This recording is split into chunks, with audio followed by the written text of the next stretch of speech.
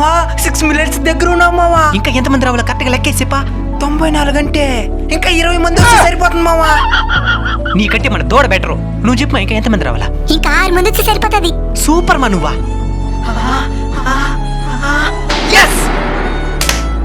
మన unbeatable culture YouTube channel 60 లక్షల మంది సబ్స్క్రైబర్ల హృదయాలను గెలుచుకుంది.